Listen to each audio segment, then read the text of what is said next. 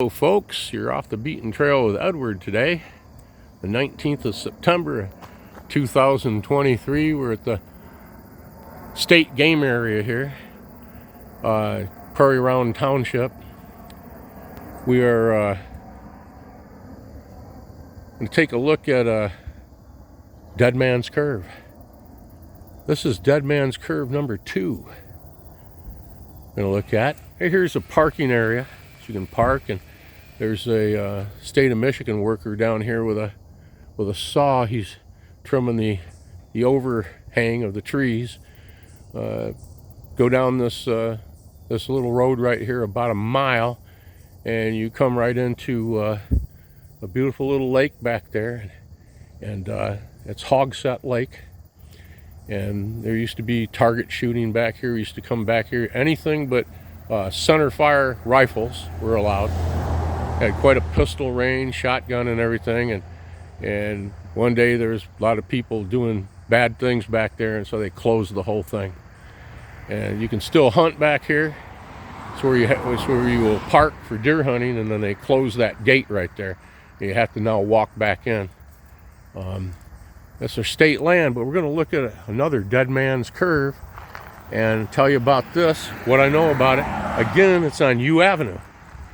And last time we were talking about Dead Man's Curve 1 and 2. Those are on U Avenue to the west of here, about 6.5 miles. But now we're east of 131 on U, farmland, lowland, swampland. We're going to look right here, going to the east, and there's Dead Man's Curve number 2 right there. There's a bicycle rider coming.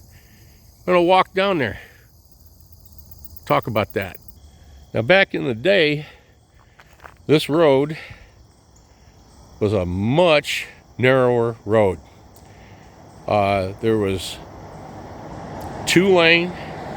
It was tarred material, the road surface. The tar was actually slick, and when it was hot out, you could press your finger into it. Now, that was tar that was laid over the asphalt itself. It was interesting. When it became wet, it was like ice. You can see even today 25-mile-an-hour speed limit around the curve, and it was back then too. But think of a narrower road, okay? No little lip on the side. It went right to the shoulder, right to the ditch, and that slick surface. We're going to go up here and take a little better look. Again, the state game area here.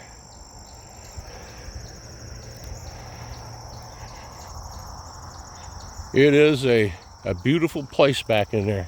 I've been all over it. I don't think there's a part of it I haven't walked through, both in the summer and the winter. You certainly have to watch out for ticks, though.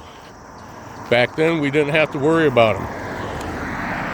There were ticks, but nobody had heard of Lyme's disease. But now, that's a big factor. Let's walk up here to the curve. A little evidence here of a game trail right to the shoulder of the road, and probably crosses over the road into this area here. But on this side, looking to the north, you can see that little game trail going right back into the thickets. Now, you want to stay to the right or left of that. You don't know who might be hiding up at the end of that trail. We're going to go up to the end of this trail right now. Here we are, Dead Man's Curve, U Avenue, east. Like I said, it was much narrower in the day. I personally have come through here 3 separate occasions where people had gone straight off this curve and smacked into things. One time, they just missed tragedy. The other times, the 3 individuals, one on a motorcycle, perished.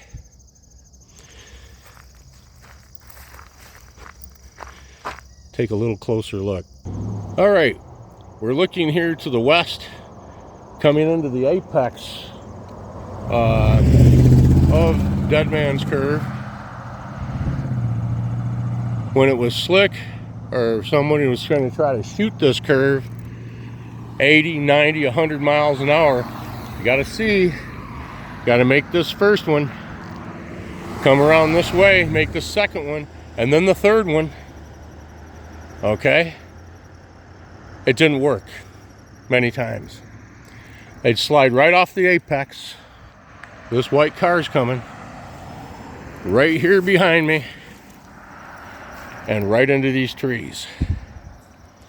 Right over here where you see the bark literally barked off the tree.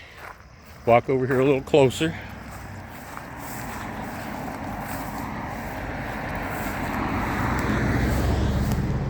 Right here, it's where a fella hit it with a motorcycle. And he was killed instantly. Right here, next to that tree, back about 15 feet, there was another one, another tree. It's where a car, sports car, came off the curve, high rate of speed, shot right straight through here, right between this one and this one, went head on into the one in the center and killed that man too. Years later, that tree was damaged so badly, it was a high-speed impact. The tree was taken down. They actually took it out of there. And the third time I was here, or the fourth time, another person, a pickup truck, high rate of speed, it was wet out, it was slippery, and he went flying straight off the curve and shot right between these two trees again and ended up about 70 feet beyond these two here, down there almost to where the water is in the swamp. And he was fine, and so we walked back up the street to the neighboring farmhouse, fellow I went to high school with, just around the corner and up past the entrance to the state land.